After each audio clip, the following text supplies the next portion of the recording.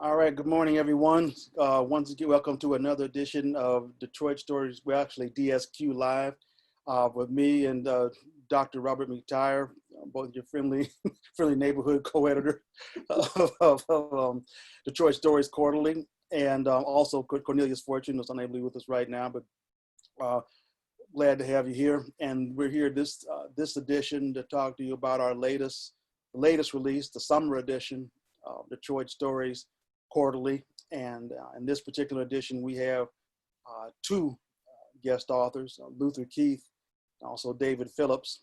And in case you hadn't seen, we did interviews with both of them, which turned out quite well. So if you want to go to our website, DetroitStoriesQuarterly.com, you can see the interviews that we did with them, where we got a chance to talk with them about their stories and how they came to them, and a range of other issues. And in this edition, in case you saw our last one, Doc and I ever get a chance to talk about this current edition, but also do some reading from this edition, and so you can hear some of the stories yourself. And having said that, I think that I'm going to hand it over to Doc for a second, and things you might want to add before we get started doing the actual reading of the stories. Sure. So, as everyone who's familiar with Detroit Stories Quarterly knows by now, our goal is always to help our readers think differently about Detroit, and ideally think creatively. Right. And sometimes, that term creative destruction comes to mind. Sometimes it's kind of breaking down old concepts and perceptions, and then building something new and different. So for one of the themes you're going to find in the summer 2020 edition is we gently mention the current situation. Obviously we're in a pandemic situation. It's not overtly present in the piece that I'm going to read from. One of my pieces does address that, but it's just important, that we communicate to our readers that Detroit Stories Quarterly is really kind of a representation of that best kind of hope, that best creative element that exists in Detroit, and that's what keeps us inspired. That's why, one reason why we're doing this, because there's so much powerful creative energy in Detroit. So that's critical. I mean, I think people understand one of the things we asked both of our guest authors, Luther and David, was what their views were.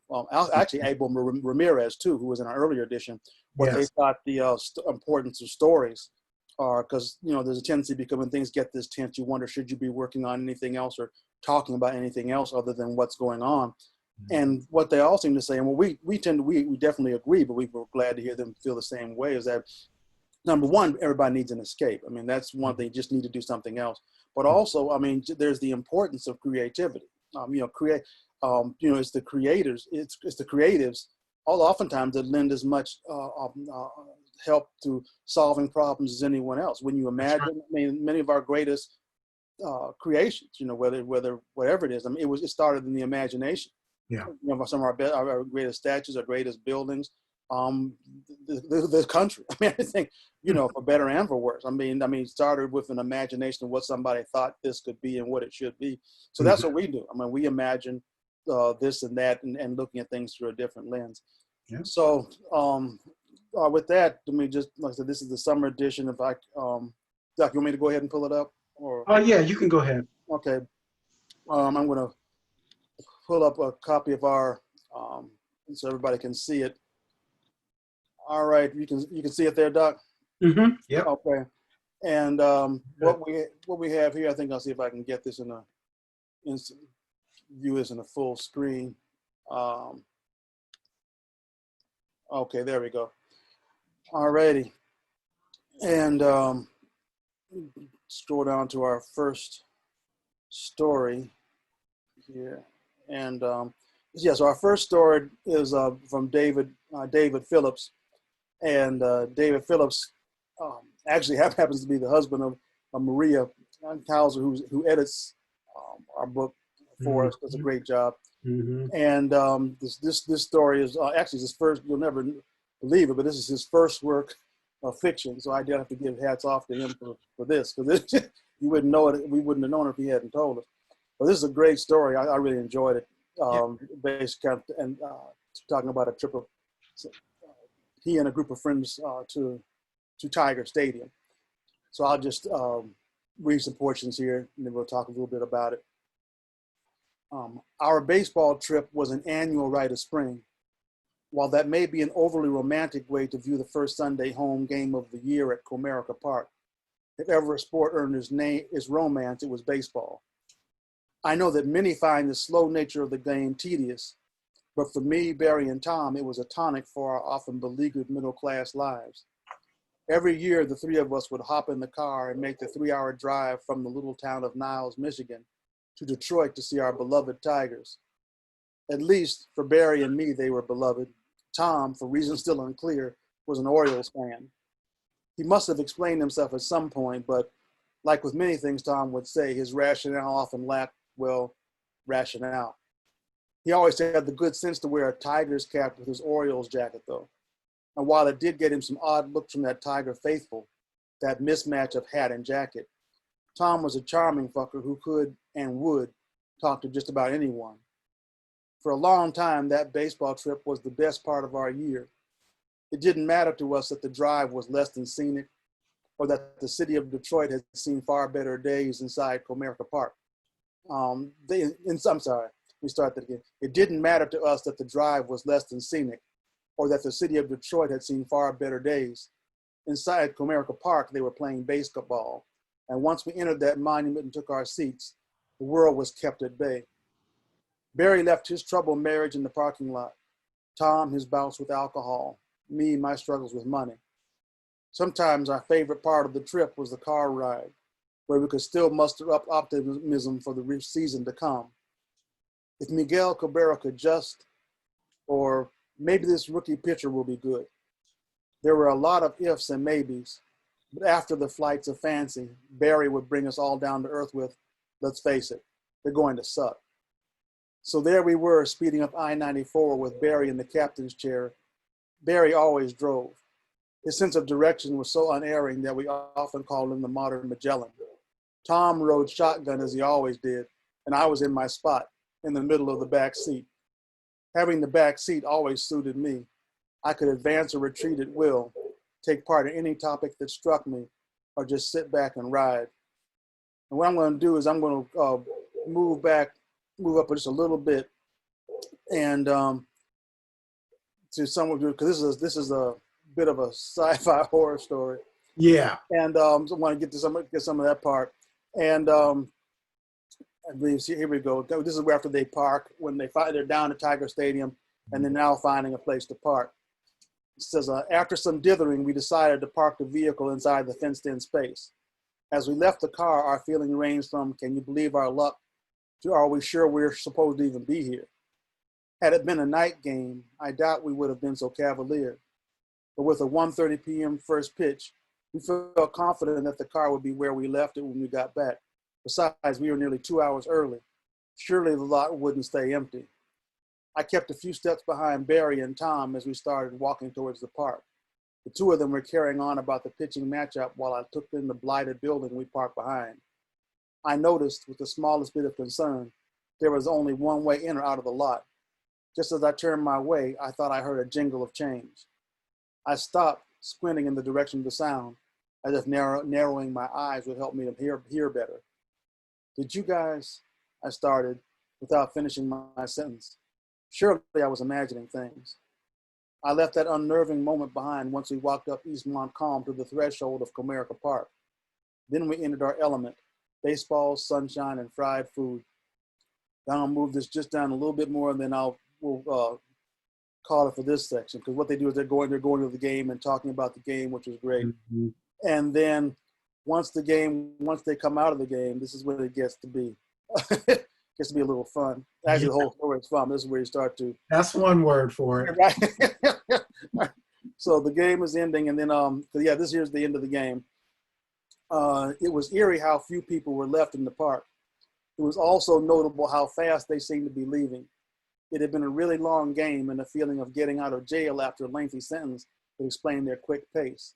Still, it almost seemed like our fellow patrons knew something we didn't. Detroit after dark, I thought. My mind drifted briefly to the dead homeless man who was very noticeably not outside the stadium that night. Heading in the direction of our small empty lot, the streets seemed to get darker and foggier. It seemed unnatural, as if each step we took decreased our visibility. Were we lost? But Barry never got lost. You could drop him in the desert without a compass, and he would lead you to civilization. Not to mention, he knew the area as well as the locals. Then he said it. I think we're lost. Then I'll go down. I think there we go. I think, yep.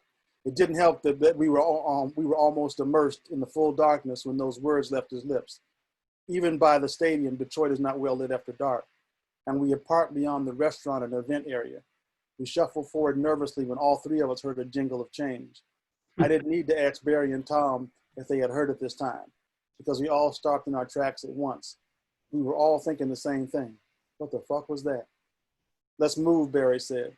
Even following close on Barry's heels, I could barely see him. I could hear Tom's wheezing behind us. Then I heard Tom exclaim, I think this is it, our lot. He grasped the fence, rattling the chain link. It was so dark that me and Barry had missed the lot completely. We ran back to where Tom was, and sure enough, there was our car. It was still the only one there. However, the lot was not empty. Standing between us and the car was a sea of ragged figures and tattered clothes. The chill that ran down my back matched the one in the air. And again, we heard a metallic jingle. It changed from a single cup. Then more cups began to jingle, almost in unison, but not quite. We stood frozen for a moment. Then the horde began to move in our direction. We turned again and we ran. As soon as we took off, you could hear the stomp of feet chasing after us and a jangle of coins, which now sounded like a roar. When I glanced back, they seemed so slow, so awkward in their gait, yet somehow we could put no distance between them and us. And I think I'll leave it there. Yeah. But yeah.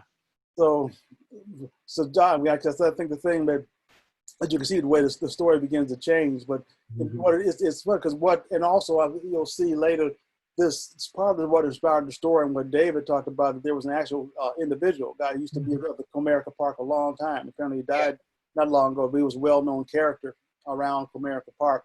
So he kind of took that idea and ran with it. But I think the whole thing about, fear and, suburban fear of Detroit, I think it brings that in there in terms of, because so many people, face it, a lot of folks who come watch Detroit baseball are from Detroit, Detroit City, and people come in for a long time. People come to Detroit and they go right back. They come in, they go out. Where do they park and pack? And then they, et cetera. So I think that what a lot of what this does, not to make it way too deep, but it does touch on that, and I think it's what makes it fun, because it's not just the straight just horror or zombie horror, but it brings in well-known Detroit theme, of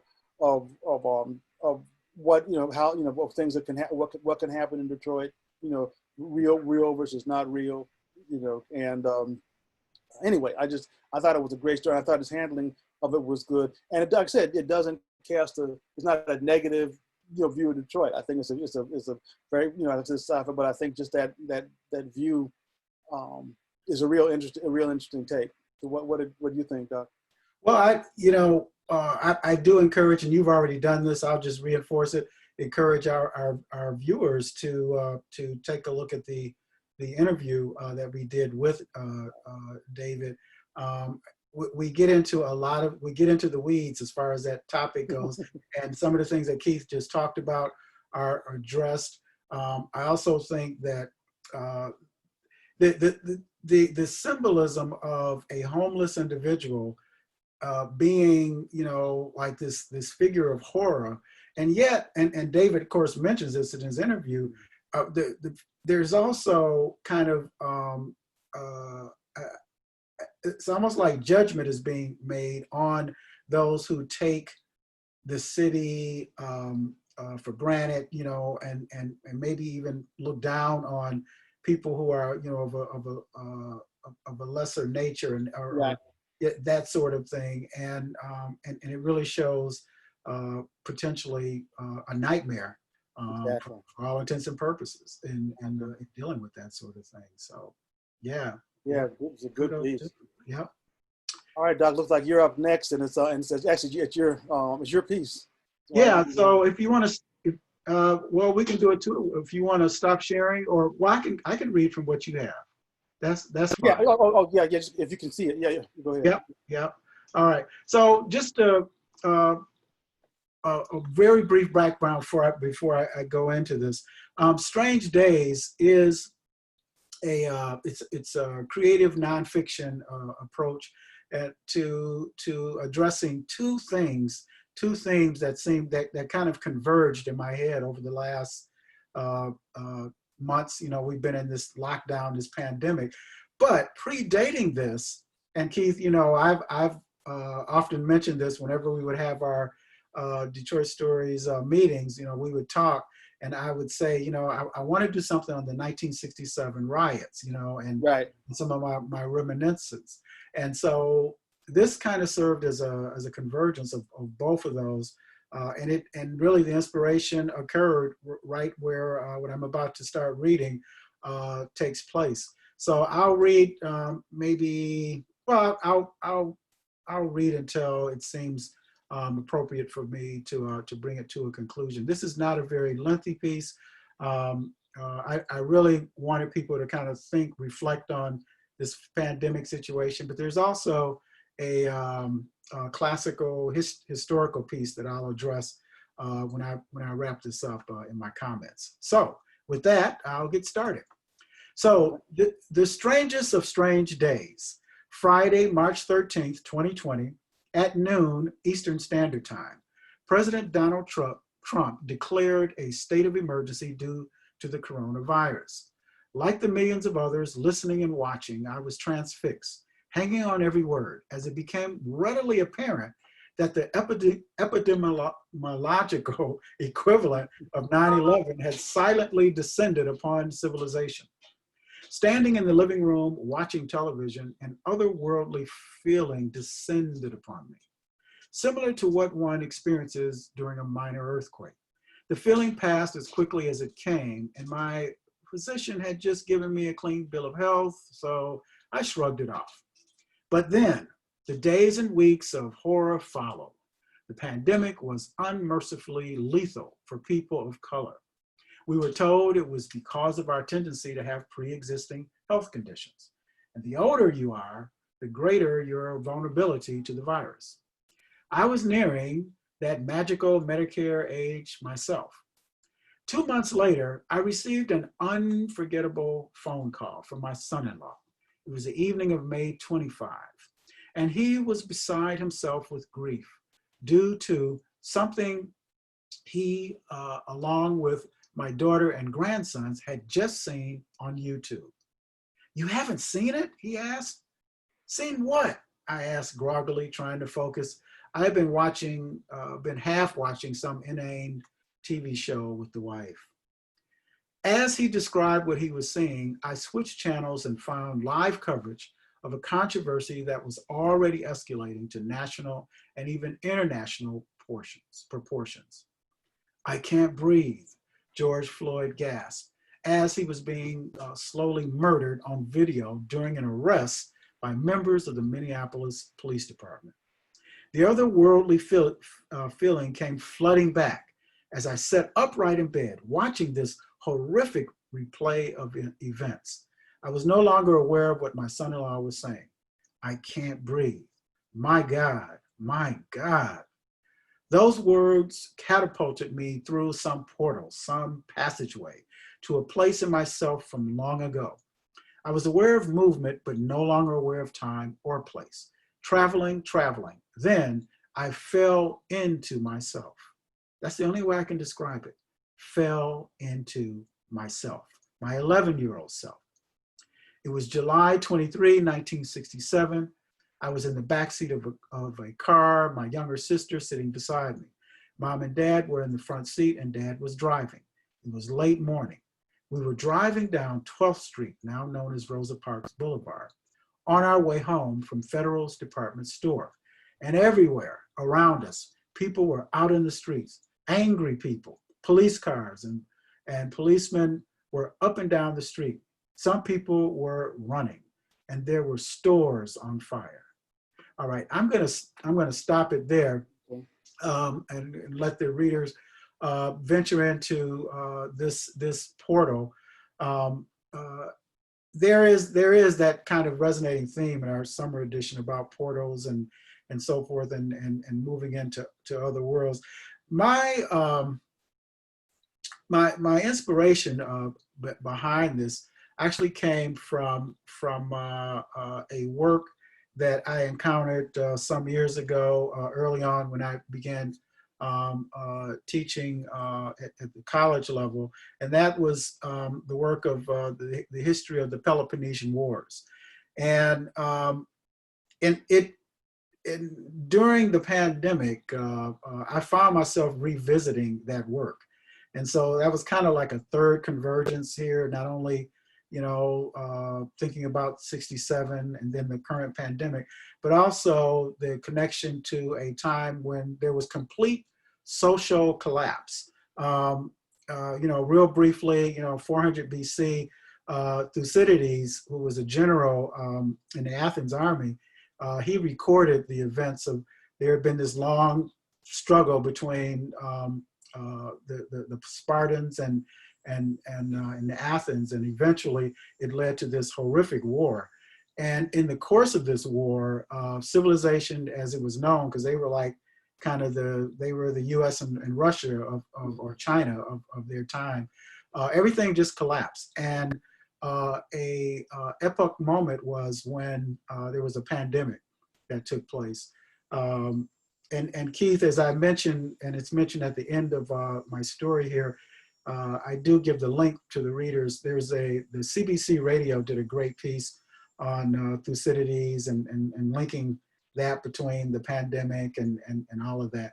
The underlying message, and this what I'm hoping that will come across in this, is that we really we do teeter, what we think is like, our civilization, it can collapse, if there is, a real, there's constant ignorance, there's an ignoring of people's rights and humanity and all of those kind of things.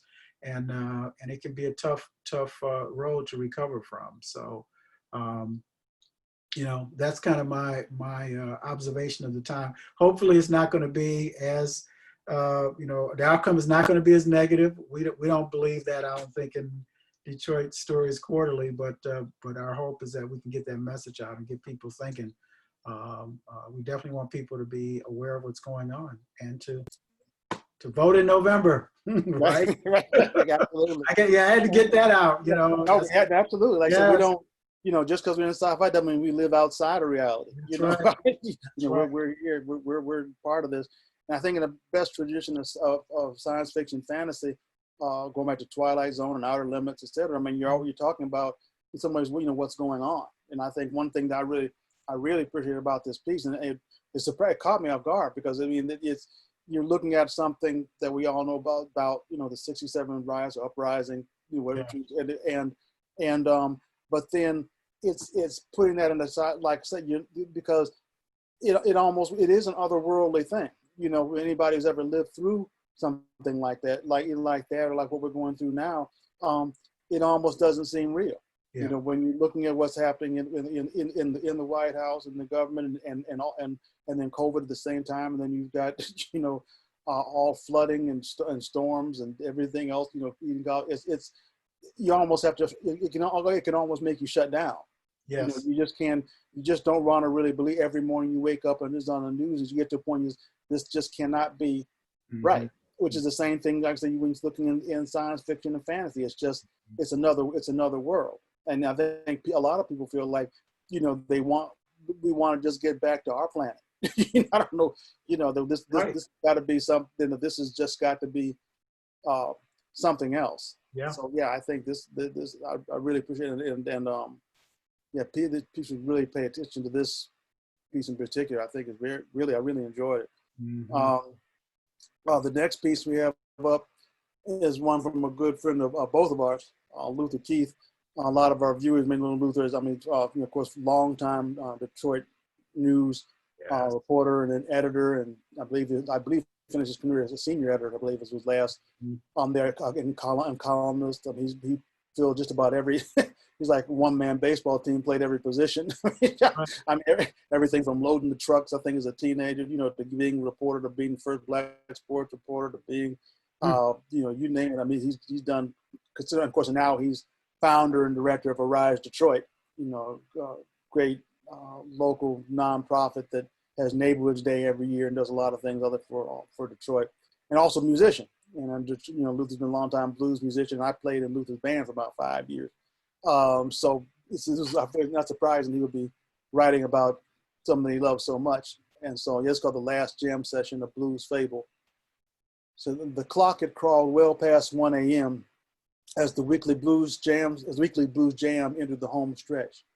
An old blues man, comfortably seated on a bar stool with his usual shot of Hennessy, straight no chaser, surveyed the scene. Boy, this blues thing sure has changed, but I still love it, he thought to himself. Even so, his ears nearly, I'm sorry, I hate to stop in the middle. I mentioned Luther also, we also interviewed Luther. So I want to make sure other people know that should go to our website. Once again, Detroit Stories Quarterly and DetroitStoriesQuarterly.com. And you can see the interview that we did with Luther where he talks about his inspiration for this story and a lot of other things. It was a great interview. So be sure to check that out where he can tell you in his own words about this story. But anyway, returning to the piece. Boy, this blues thing sure has changed, but I still love it, he thought to himself. Even so, his ears nearly bled from the latest young hotshot to hit the scene, calling himself Blues Lightning of all things.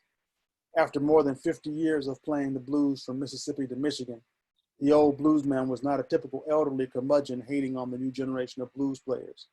He understood it would take them time, and maybe a few hard knocks from some tough crowds, to learn that there was a lot more to playing blues guitar than playing fast and loud.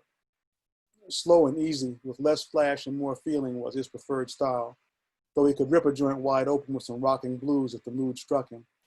Outside, there was a rumble of thunder. The crowd dwindled to the last few hangers-on, maybe 15 or so. A number of the regulars had cut out early because of a gathering storm that the TV weathercasters were howling about like the world was going to end. His old lady, a real worrier, hadn't wanted him to make the drive that night to his favorite local joint. She had been listening to the TV all day, and the weather reports had her scared. A few years back, the two of them had moved out to a rural section of the county where life was calmer and more restrained than some of the rough and tumble big city neighborhoods where they used to live. But the old blues man still loved to play, and he had his crowd at that old joint that loved to see him play those blues his style, his way. He told his old lady he didn't want to disappoint them, so he made the drive. As usual, he had with him his 335 Gibson guitar that he affectionately called Red because of her bright cherry-colored gloss. He knew that to name a guitar like it's a real person might seem strange to some people, but Red had been a better friend to him than most women he had known. She never complained, never had a headache. When he squeezed her, she always showed affection. Sometimes she cooed to him, and other times she screamed with sheer pleasure. Besides, everyone knows about B.B. King and his Lucille, the name that the greatest bluesman of all gave his own guitar. Yeah, I'm in love with her, the old bluesman would declare. Never leave home without her. Hey, old bluesman, when you going to play? Came a shout out of the crowd. Drove through a storm and have been waiting here all night for you. They're just saving the best for last, the old bluesman replied. The best of the oldest, someone said. Then I'm going to scroll down a little bit because he plays his blues, and then there's some great scenes. Anybody's ever been in a blues club will recognize some great stuff. And then, but then straight off, where we go here? Here we go. Okay, yeah, I'm going to get to this. And then he kept his head. So this is after the blues band got out of after the harmonica player took a solo, the old blues man sauntered through his own, bending, nudging those notes while basking in the sheer joy of an experience that was almost orgasmic. He smiled. Yeah, glad I came out. By the time he finished, the storm was blowing hard, but he knew he would be okay. He would make the drive just like he played his blues, slow and easy. Good job, old blues man, he heard as he headed out the door. You were worth waiting for. See you next week. He kept his head down through the pelting rain as he headed to his car, a battered black 15-year-old Buick with more than 200,000 miles on the odometer. He was glad that Red was safely tucked away inside her case. It was after 2 a.m. now, and two things he always worried about when he left the jam was dodging drunks and the police. You never knew what might go down when you stopped by the cops. And no one needs the guilt of running over a drunk, no matter whose fault it is. Anyway, things were going to work out tonight. He made it out of the city onto the rural road that led to home. Boy, this rain is really something, he thought to himself. He strained to see the road ahead of him, even with the windshield wipers going at full tilt. All he had to do was make it across the bridge, over the river up ahead, and 5 minutes later he would stride through the door, being careful not to wake his old lady. But as he approached the river, he felt the car starting to skid to the side of the road. When the old bluesman woke up, it was morning. He was laying out on the riverbank with his guitar case next to him. He opened it and checked on Red. She was fine. Not a drop of water on her. Then he looked at the river and cursed. Damn, he said. The old lady is really going to kill me now. And the Buick was, I'll enter just a few more. The Buick was badly smashed and in the water. And the Buick was badly smashed and in the water. He couldn't remember how he had gotten out of it. There was nothing to do but walk home now and make a full confession. He and his old lady had been together 40 years. She wouldn't be happy about the accident, no doubt about it, but she would forgive him. As he passed the local cemetery, he saw James Smith and Johnny Brown digging a fresh grave not too far from the road. Hey, fellas, who died? Anybody I know, he asked. Neither man looked up as they continued to dig. Sure is too bad about the old blues man, James said. And I'll leave it there. Wow. But, yeah. Yes. So this piece, anybody, first of all, anybody's ever been in a blues club. I said, I've been, playing live music almost 30 years in Chicago and here and everywhere else. So I know a lot of, and I played any kind of joint, dangerous point. We got a pack, whatever. So I think it's so much fun just to kind of see, because you recognize the characters and the dialogue and that's the way, and of course the way any guitar player feels about his or her guitar. It's familiar to any musician, and I think, but also, and I said you won't spoil the ending, but I think you kind of get a hint towards the end of what has happened. And but I will say that Luther said that of course he got inspiration from I believe it was a Twilight Zone piece, I believe, that similar that gave me a similar story, where he can bring in to talk about what happened with this particular musician, and the ending is a lot of fun. The ending is a lot of fun. So I encourage you once again to be sure to listen to his interview on DetroitStoriesCorrelate.com and listen to him. It's a great interview with Luther, and also take a look at the story. Doc, anything you want to add? Well, just that this is our second foray into the blues as a kind of an epic story, and Reuben Monday, I believe. He had jazz. Yeah. Well, his dealt with jazz. Right. So we got wonderful kind of contrast. That's right. With music being a resonating theme, which I think is absolutely, we sure do. Yeah. Yep. All right. Sounds good. All righty. So let's see, move on down here and see what we got. All right. We move on to okay, my story. Yes. Owens now. Yeah. All right, let me give you a little build up before you start reading. Okay. I always have to give the viewers a little warning, okay? Because you all, if you've been following Keith, he's gonna take you places, and it's always gonna be scary as heck, and stuff is gonna happen like, you're like, man, I hope that never happens to me. And even in the title, I just say brace yourself, because it starts out really smooth, and you just hate the way it ends up for the people. But with that being said, Mr. Owens, you go ahead and launch into this very intriguing, troubling piece. Now I got a few comments after you finish. Okay, well, thanks. Yeah. They're not fade away. And I will say I want to give a shout out to a good friend of mine, Heidi Osgood. I actually got the idea from Heidi. Heidi mentioned, she said, we ought to do a story about gentrification. And I thought about it, I didn't know how I would do that. But then she talked about, wouldn't it be fun if you went to one of your stores where you had one of your favorite stores, and the person who always ran that store, it wasn't them anymore. It was somebody, somebody else, and, you go and it's Shaniqua that cut your hair like that. And after you go there, the next thing you know, it's Karen. you know? And, and I started thinking about it, and I just cracked up. And the more I thought about it, I said, there's a way to hit this, and so that's kind of like, kind of gave me, I did kind of just see where this would take me. Mm-hmm. But anyway, Not Fade Away. Starts off February 3rd, 2031 at 2:53 a.m. What happened at the barbershop that morning was my first clue, because T don't never miss a day, not ever. I've been going to that shop my whole life, ever since I was a kid. Daddy used to take me and my two brothers, Jermaine and Larry, once a month. He always took the three of us at the same time, right after T opened the shop on Saturday morning, so we wouldn't have to sit there all day listening to those wild tales the brothers would start to tell. I loved listening to those stories myself, but Daddy called them lies. When we didn't get there early enough to avoid the rush, Pops would just sit there frowning, reading the news on his phone, trying to act like he was deaf.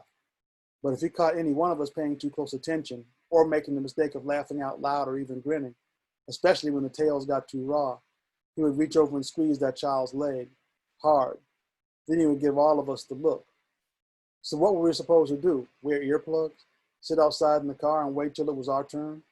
Besides, the way I always saw it was that T's barbershop was our introduction into how to be black and a grown-up. I mean, really black, from the inside out, not just wearing a deep tan. I look forward to the day when I would have lives of my own to share and not have to worry about Daddy. There were only 3 barber chairs in the shop, but T had 7 chairs for customers lined up against the opposite wall, so there was hardly any room to stand. An old TV was squeezed up in the corner near the ceiling beside the door, and it seemed like there was always either a sitcom or a gospel show on. But whatever was going on this day or that, I swear I can't remember a day when T wasn't at his shop. Others came and went over the years, and sometimes one of them might miss a day or come in late, but never T, not one time. T was old school, man. He wasn't made like that to miss work for any kind of reason unless he was dead. And the Reaper was going to have a time trying to wrestle T to the ground, because that brother wasn't no joke. Ex-military, ex-Young Boys Incorporated, 6'3", 265. If he was carrying any fat, it was either well hidden or too scared to show itself around all that muscle he was packing. Now I'm saying that's the size he was back in the day when Daddy was dragging the 3 of us down there. And that's still how big he was 20 years later when I was going down there by myself. And he still called me young'un with that crooked smile of his. What's up, young'un? You ready to get that bush chop? Tyrone Chambers had been the owner of T's Cuts and Styles for all those years, in that exact same spot on Livernois, stuck in that old era when Detroit was, well, Detroit.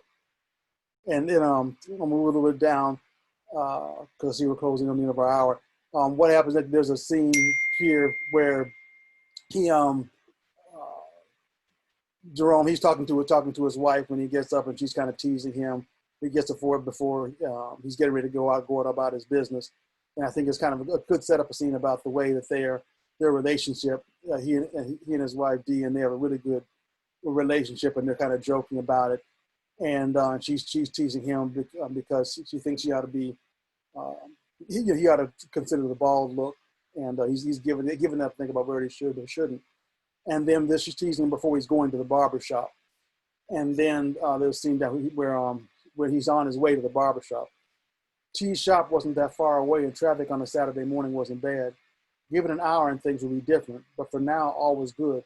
The whole drive down, I was thinking about Des, wondering if maybe I had crossed the line with that Kojic comment. But hey, all's fair in love and war. She'd be herself by the time I got back home. Plus, I had a few stops to make before I arrived at the shop. Des's birthday was coming up on Tuesday, so I had a few things to pick up.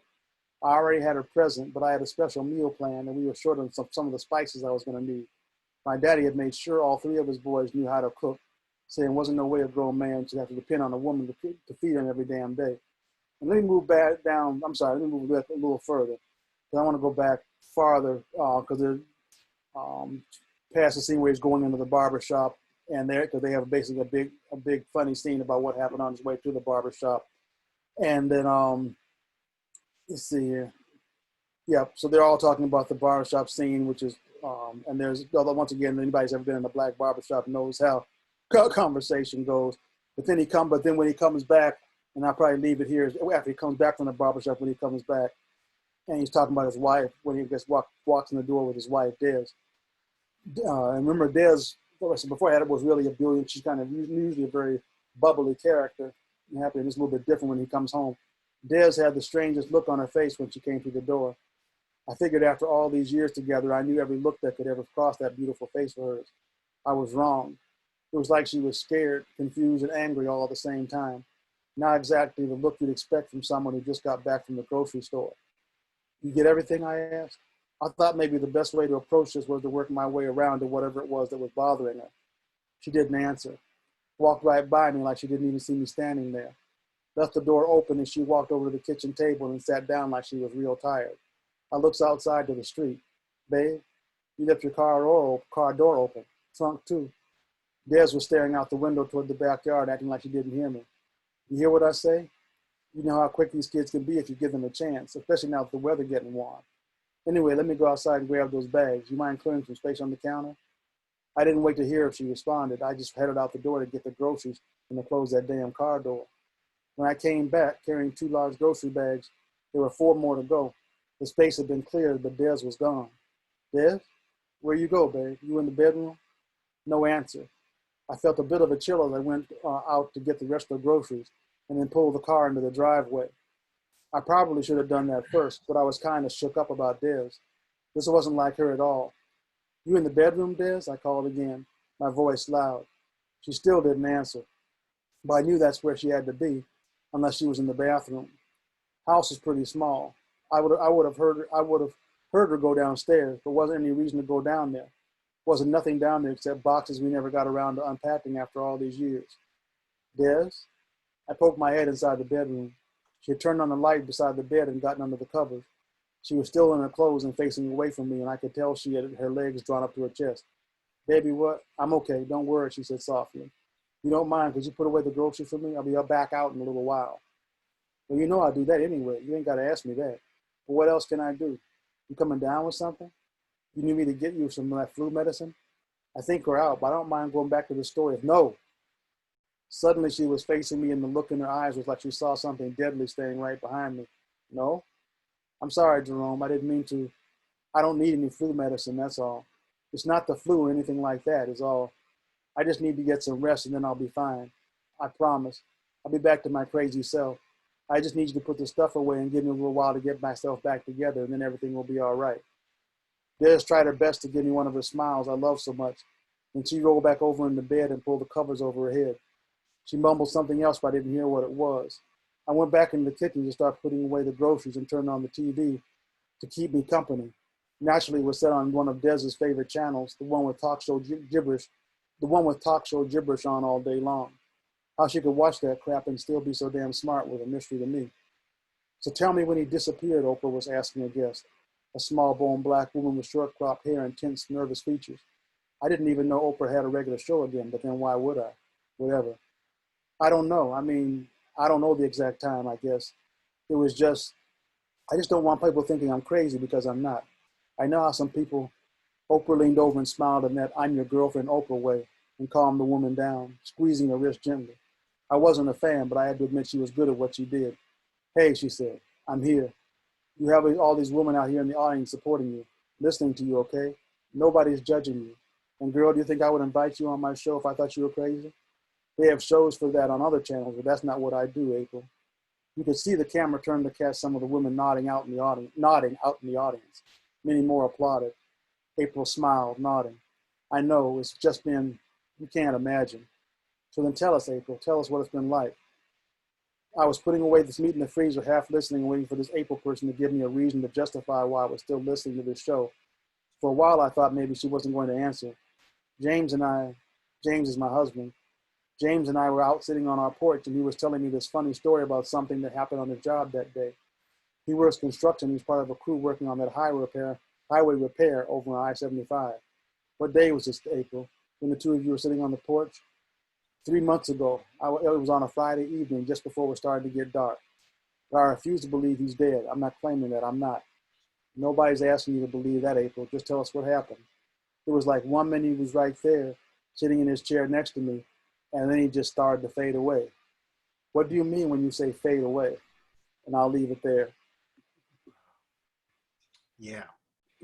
Yeah, so I think that that point that you place in there, Keith, the fade away concept is, I mean, it's powerful, but and it's creepy, but it's also real powerful because you didn't use disappear. You know, Right. I mean that was a very concise word choice, and so you do get the image of someone just kind of slipping away, like you're trying to hold on to them, and Yeah. they become like this mercurial, you know, come back, but they're gone kind of thing.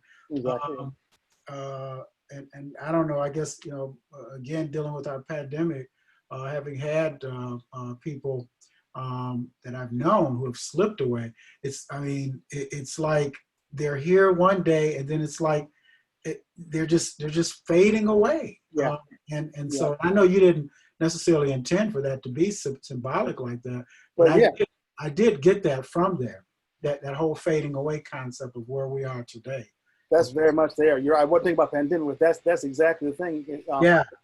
That's exactly what that is. That you're there, and then you don't quite Yeah. know exactly how or when it happened.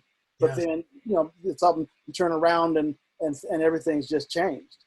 And you don't quite know how or where it happened, but it just starts changing around you. Yeah. But Yep. okay, Doc, you got your Yep. thing you had last up. All Now, right. And thank you, Keith, for that great reading on your piece. if I can, I want to give an intro on yours. I want to say. Oh, please. Oh, go ahead. I want to say because this is the. I mean, you have another part. You have This is a 3-part series, right? Yeah, the third part will be out in the fall. In the fall edition. So I hope everybody read the first part. This is the second part, and this is so much fun. I mean, I've been loving this series because this is our first series, the first serial story rather, and just the title. I mean, when Doc turned it in, it's the case of the fried laptop. I mean, I started laughing before I read before I even started reading. And anybody who's watched, I mean, any good fan of Saturday morning cartoons like I used to be, that's what this took me back to. I remember, Scooby Doo or other, some of some of the best series where the kids were the heroes, Right. and the kids were at the forefront, and that's what makes it so much fun. Or Peanuts, I was always a huge Peanuts fan, but anything where they were the kids, where they were the hero, Calvin and Hobbes, whether it's TV or Sunday funnies in the newspaper. And that's what this kind of took me back to, and I think it'll take you back to that as well. It's just a great story. And I think and it's hard to remember what it was like when you were a kid, but this really brings that back up. I think you do a real good job of letting people remember the way you thought and the way you approach things when we were all that age. Well, So, thank you, Keith. with that, I'll go ahead. Yeah, and so, this is kind of a merging of just that time Keith is talking about, that youthful time when, anything is possible, and the whole animation kind of piece plays a role in that. And it's also, kind of a combination as well of where things are going now with technology. I'm a active volunteer with the Detroit chapter of Black Girls Code. And I've been with them almost 4 or 5 years now. And we teach young people, not just girls anymore. I mean, it's expanded, especially during the pandemic. Or the focus is to prepare young people from K through 12 in particular, not only how to write code, but also to introduce them to potential careers and things like that are linked to technology and programming and things like that. So our 2 stars, TT and Tess, Tanya Tomorrow and Tess Adelsworth, are kind of our sleuths, our young technology sleuths, and they've got themselves into quite a situation. I'm not going to give too much away because people need to read it. There's a great backgrounder, which Keith, I'm not going to worry about reading. It kind of brings the reader up to speed. Okay. But our scene, let's go right to the scene of the opening, because this is in part 2. The TT and Tess are now with their parents and Aunt Miranda, who had TT working on this little project. And as it turns out, a laptop of another teacher's somehow became a factor in this. And as TT is working on this kind of recovering things in her program, she finds this a love letter from way back. And it's kind of weird how it just shows up on her computer, but there's a love letter that turns out between her dad in relation to them having a relationship, him having a relationship with the aunt. And so the girls never knew this. This was not family information.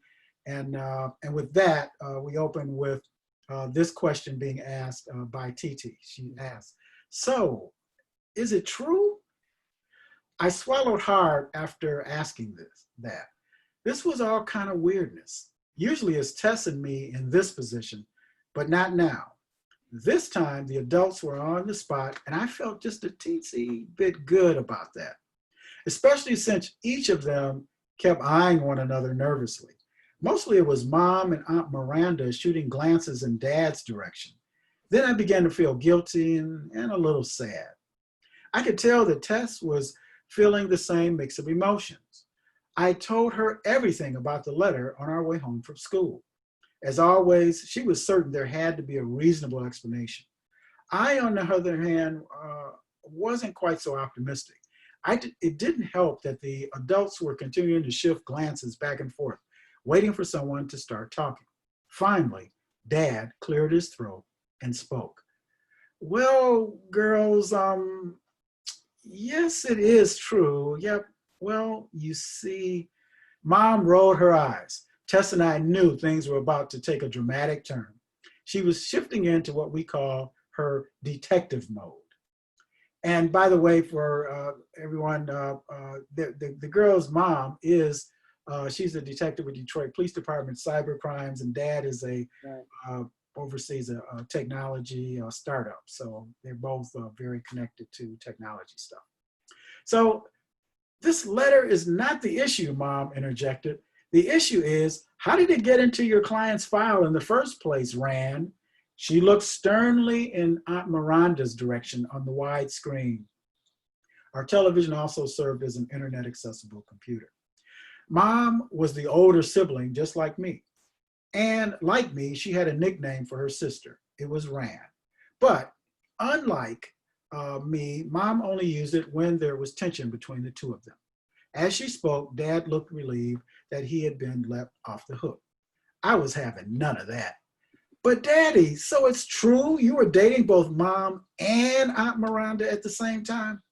That's when it all became a bit too much for Tess, as that image took shape in her mind. She threw up her hands, shaking her head, and yelled, "Ew!"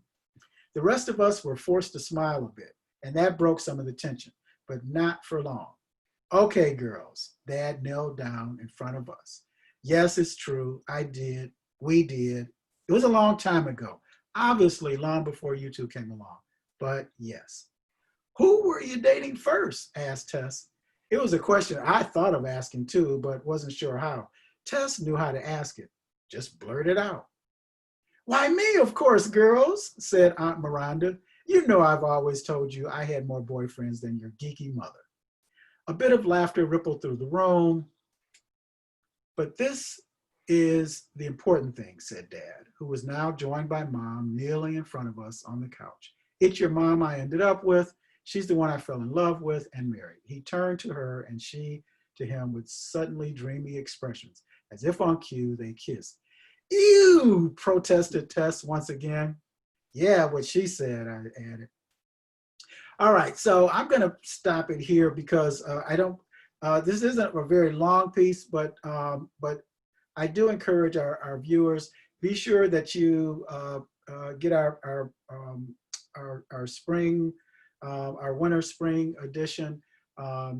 That's where part one is provided, and then of course it picks up here. I will say, just a kind of a concluding observation about things is, Keith, one of the things I'm really enjoying about this piece, and not giving away too much, but I'm able to bring in two organizations that I think our young people need to know about, because they need young tech people like yesterday.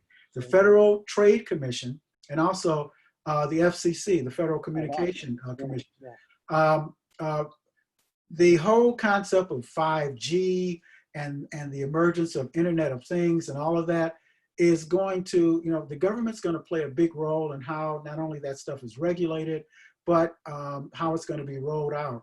And they're going to need coders, programmers from all parts of our society to play a big role in that. And as you'll see in our story, the FTC turns out to be prominent. But final thing, stay tuned, because in our fall edition, TT and Tess, who are also very skilled at hacking and stuff like that, are going to have some role in the 2020 election situation. That's all I'm going to say for now, because I don't want to give too much away. But stay tuned. This will be we're going to be right there with the headlines with everything else going on. Yeah, no, it's going to be a good edition. Yeah, so I'm looking for that. Please stay tuned. Once again, our website is DetroitStoriesQuarterly.com. So please come by if you want to check out earlier videos, as well as this one. We'll be posting this one this weekend, and also copies of all of our magazines so far. They're up there, and we're in the process of still building it out. But please drop by, and thank you for joining us. Stay tuned, and we'll see everyone next time. All right. Thank you, Keith. Good show. Yeah, all right. As always.